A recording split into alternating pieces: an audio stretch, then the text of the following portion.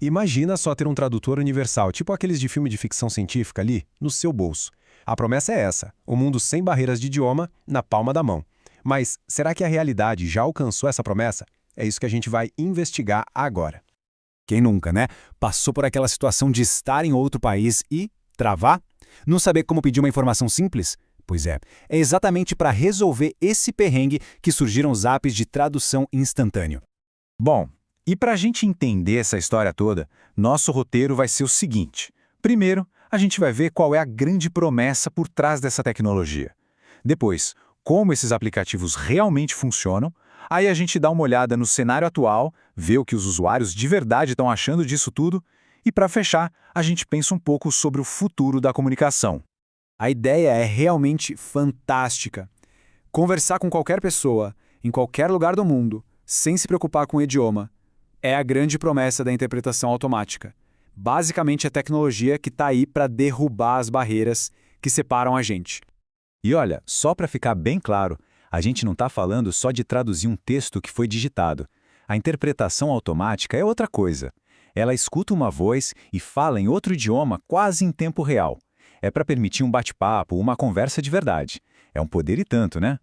Tá, mas como essa mágica toda acontece? Bom, na verdade, não é bem mágica. Pensa nisso mais como uma linha de produção. Um processo com começo, meio e fim, com etapas bem definidas para transformar uma língua em outra. A tradução não é uma coisa só, um passo único. Como esse fluxograma mostra, é na verdade uma cadeia de eventos. O som entra por um lado, passa por um processamento e sai do outro lado como fala, já em outro idioma. Então, vamos simplificar esse processo em 3 passos bem fáceis de entender. Primeiro, o aplicativo precisa ouvir o que foi dito e transformar aquilo em texto. Segundo, ele tem que traduzir esse texto para o idioma desejado. E por último, ele precisa falar essa tradução em voz alta. Simples assim. Ouvir, traduzir, falar. E é aqui que mora o perigo. Porque, igualzinho a um efeito dominó, a qualidade da tradução final depende de todas essas etapas funcionarem direitinho. Se o app não escuta direito lá no começo, por exemplo, todo o resto desmorona. Beleza, já entendemos a teoria, mas e na prática? Como é que essa tecnologia aparece nos aplicativos que a gente baixa no celular? Vamos dar uma olhada nos principais apps que estão por aí? Essa tabela aqui já dá uma boa ideia do cenário. De um lado, você tem gigantes como o Google Tradutor, que é de graça e vem com um monte de coisa, tipo traduzir texto em foto. Do outro, tem apps que apostam em nichos, como ajudar com conjugação de verbos e que geralmente usam um modelo de assinatura. A briga é boa. E olha que interessante, de 5 apps analisados, 3 deles usam o modelo freemium, ou seja, a maioria. O que isso quer dizer? Que o básico eles te dão de graça, mas para ter acesso às funções mais avançadas, aí tem que abrir a carteira.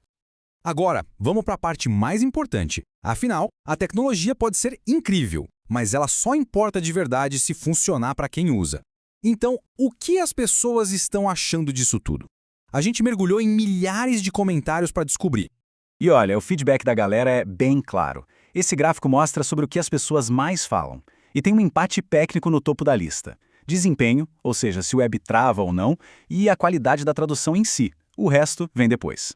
Vamos começar pelo básico do básico. O aplicativo abre, ele funciona direito? Pois é, o desempenho é um dos pontos que mais gera comentários, sejam eles bons ou ruins. As pessoas querem saber se o app é rápido, se trava, se faz o que promete.